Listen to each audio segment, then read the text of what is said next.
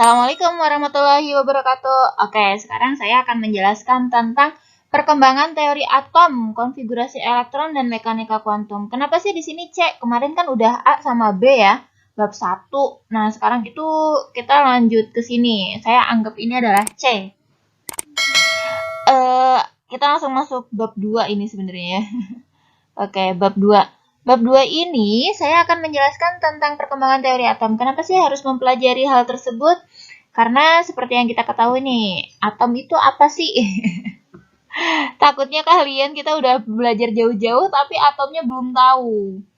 Oke, contoh nih, saya punya CO2. CO2 ini kan terdiri dari unsur C dan O kan ya? C dan O, tapi O-nya ada 2. Kemudian unsur-unsur C ini terdiri dari atom-atom yang sejenis.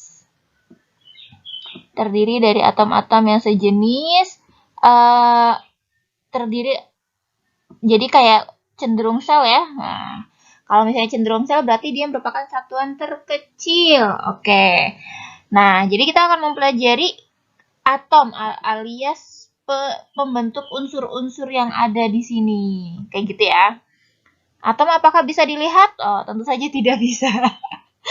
Oke, sekarang kita mulai dari perkembangan model atom. Ya, perkembangan model atom ini terdiri dari model atom Dalton, kemudian Thomson, lanjut lagi ke Rutherford, selanjutnya model atom Bohr. Nah, dan yang terakhir adalah model atom modern atau yang digunakan hingga sekarang. Jadi, perkembangan-perkembangan ini tuh seperti halnya sejarah kayak teori penemuan manusia gitu ya. Nah, kalau ini teori tentang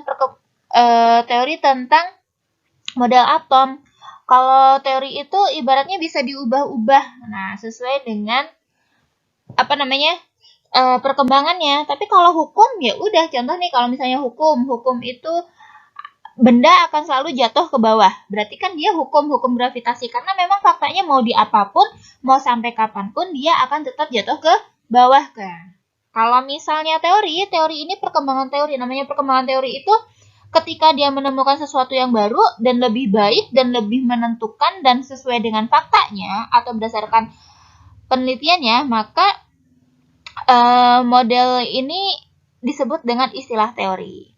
Oke, jadi ada Dalton, teori yang pertama, ini teori yang kedua, Thomson, yang teori yang ketiga, Rutherford, teori yang keempat adalah Bohr, teori yang kelima adalah metode yang modern. Nah, oke lanjut. Perkembangan model atom Dalton. Nah, kalau Dalton, atom adalah bagian terkecil dari suatu unsur dan tidak dapat dibagi lagi. Jadi, kalau Dalton ini menemukan bahwa ada nih suatu kertas misalnya, setelah disobek sampai bentuk yang terkecil sekali. Pertama kertas dibagi jadi 4 masih bisa, dari yang 4 yang seperempatnya itu dibagi lagi sama 1/8 jadi 1/32 sampai kalian itu sampai dia tidak bisa dibagi lagi. Nah, itu teori dari si Dalton. Unsur sejenis mempunyai sifat yang sama meliputi volume, bentuk maupun masanya. Sebaliknya, atom-atom unsur tidak sejenis mempunyai sifat yang berbeda. Nah, atom-atom dengan unsur sejenis ini mempunyai sifat yang sama. Kalau misalnya beda, ya tentu saja berbeda ya. Nah, dalam reaksi kimia terjadi penggabungan atau pemisahan atom. Atom dapat bergabung dengan atom lain dan membentuk suatu molekul dengan angka perbandingan bulat dan sederhana. Jadi kayak misalnya CO2 misalnya ya, saya punya CO2. Nah, berbandingannya 1:2. Misalnya seperti itu ya, membentuk atom lain dan dengan atom lain. Jadi misalnya saya atom C yang banyak sekali bergabung dengan atom O kayak gitu. Tapi perbandingannya bulat. Bulat itu kan kalau angka bulat itu 1, 2, 3, 4 nggak pakai koma ya. Kemudian sederhana. Sederhana itu nggak sampai yang namanya jutaan seperti itu, tapi kebanyakan kalau misalnya itu nanti istilah lain, istilahnya adalah polimer. Oke, itu model atom Dalton ya. Sekarang kita ke model atom Thomson.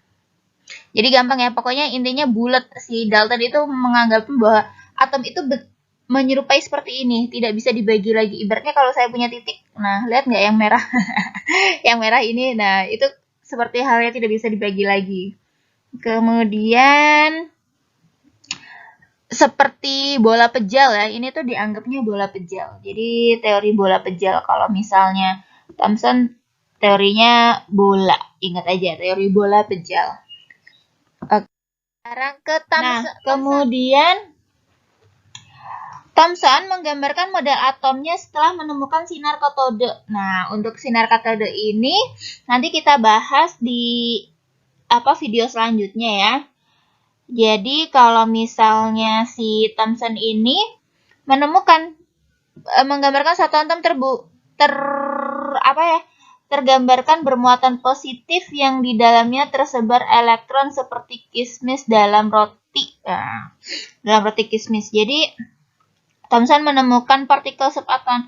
Thomson menggambarkan atom sebagai sebuah bola bermuatan positif yang memuat beberapa partikel bermuatan negatif yang disebut dengan elektron. Nah, akan tetapi pada perkembangannya muatan positif pada atom terpusat pada inti atom. Nah, jadi si Thomson ini bilang, kenapa sih kok unsur ini tidak mempunyai muatan ya? Nggak seperti kayak Dalton gitu ya.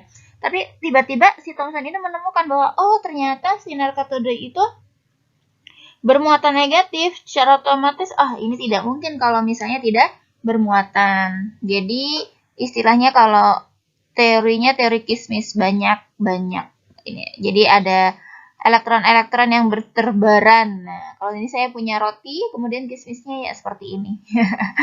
Oke, lanjut ya. Rutherford. Nah, kalau Rutherford ini perkembangan selanjutnya yaitu atom terdiri atas inti atom yang bermuatan positif dan dikelilingi oleh elektron-elektron yang bermuatan negatif. Jadi ini nih positif nih, kemudian dia dikelilingi oleh elektron-elektron negatif. Nah, ini elektron-elektronnya. Elektron-elektron negatif. Kalau ini kayak tata surya ya, hampir mirip. Kemudian selama mengelilingi inti terbentuk gaya sentrimetal pada elektron. Semua proton berkumpul dalam inti atom sehingga inti atom bermuatan positif. Sebagian besar volume atom bermuatan ruang kosong. Kelemahan dari atom Rutherford ini yaitu tidak dapat menjelaskan penyebab elektron tidak jatuh ke dalam inti atom. Berdasarkan teori fisika, gerakan elektron mengitari inti ini disertai pemancaran energi. Oleh karena itu, energi elektron lama-lama akan berkurang dan lintasannya semakin lama semakin mendekati inti, kemudian jatuh ke dalam inti. Jadi kalau misalnya saya nih, ini kan bermuatan positif, kan harusnya dia kalau misalnya negatif, bermuatan negatif, ini negatif, kemudian ini negatif, otomatis kan dia akan jatuh ya. Jadi cenderung akan jatuh seperti itu. Atau ketarik ke dalam positif. Karena tadi kalau negatif itu sama kalau teori fisikanya itu akan gerakan elektron mengitari inti pemancaran energi. Jadi butuh energi. Nanti lama-lama habis dong. Kalau misalnya energi antar unsurnya habis, otomatis ada atom nggak? Kan tidak ada. Jadi dia tuh lemah, tidak bisa menjelaskan penyebab elektron tidak jatuh ke dalam inti. Kenapa sih dia nggak bisa jatuh ke dalam inti? Ini alasannya kenapa gitu ya. Nah, ini kelemahan dari Rutherford. Jadi dia tidak bisa menjelaskan. Atas kelemahan tersebut, maka selanjutnya yaitu perkembangan teori Bohr. Dia memperbaiki teori sebelumnya yaitu Rutherford. Jadi perkembangan teori ini bukan berarti dia salah, tetapi perkembangan teori ini adalah untuk menentukan kenapa alasan-alasannya itu, gitu ya. Oke, elektron mengelilingi inti atom pada orbit tertentu. Jadi kalau misalnya atom Bohr itu mengelilingi inti atom pada orbit tertentu. Nah, kalau yang tadi kan tidak pada orbit tertentu ya, dia cuma pokoknya dia ada lintasan gitu kan. Nah, ternyata dia menjelaskan di sini, dia ternyata memiliki orbit tertentu.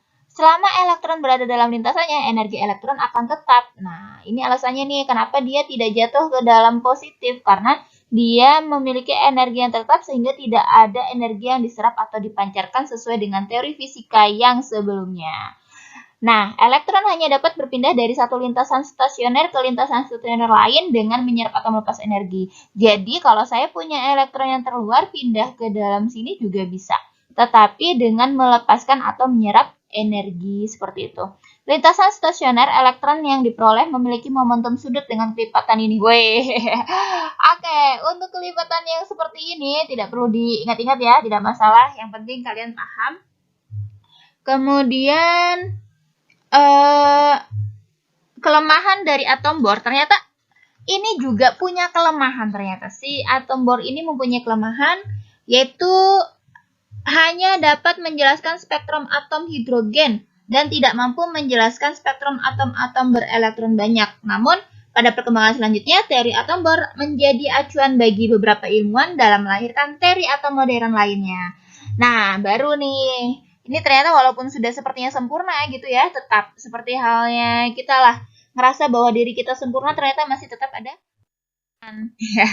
Kemudian diperbaikilah oleh perkembangan model atom dari teori mekanika kuantum. Nah, ini namanya teori modern. Model atom modern dibangun oleh beberapa ilmuwan seperti Louis de Broglie, Wolfgang Pauli, Erwin Schrödinger, Werner Heisenberg. Menurut teori dualisme, elektron di dalam atom dapat dipandang sebagai partikel dan gelombang. Jadi, seperti halnya partikel dan gelombang, teori ketidakpastian menyatakan bahwa kedudukan dan kecepatan gerakan elektron tidak dapat ditentukan secara pasti. Jadi, kecepatannya tidak bisa dijelaskan secara pasti, kemudian kedudukannya juga tidak bisa dijelaskan secara pasti. Yang dapat ditentukan hanya kemungkinan terbesarnya atau probabilitas. Ya, namanya juga kita nggak pernah melihat bentuk elektron seperti itu, jadi yang bisa diketahui ya probabilitasnya atau kemungkinan-kemungkinannya. Nah, daerah ruang di sekitar inti dengan kebolehjadian untuk mendapatkan elektron disebut dengan istilah orbital.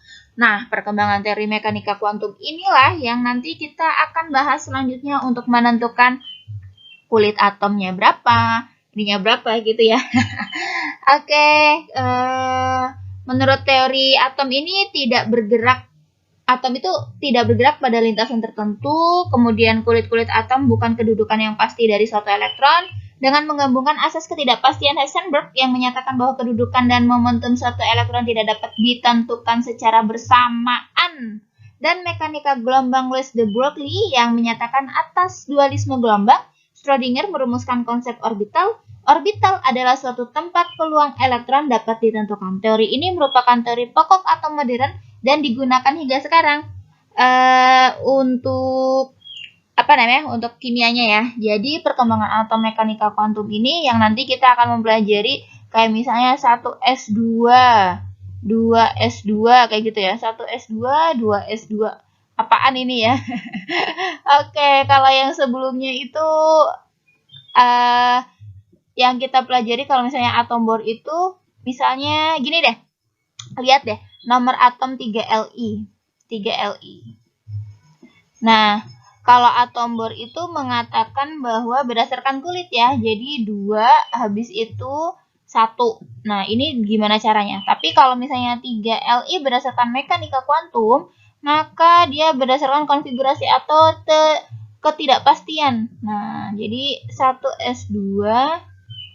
Jadi ada tempat-tempatnya sendiri. 1s2, 2s1. Oke, untuk yang seperti ini kita dilanjutkan di video selanjutnya ya. Untuk konfigurasi elektron sepertinya cukup dari saya.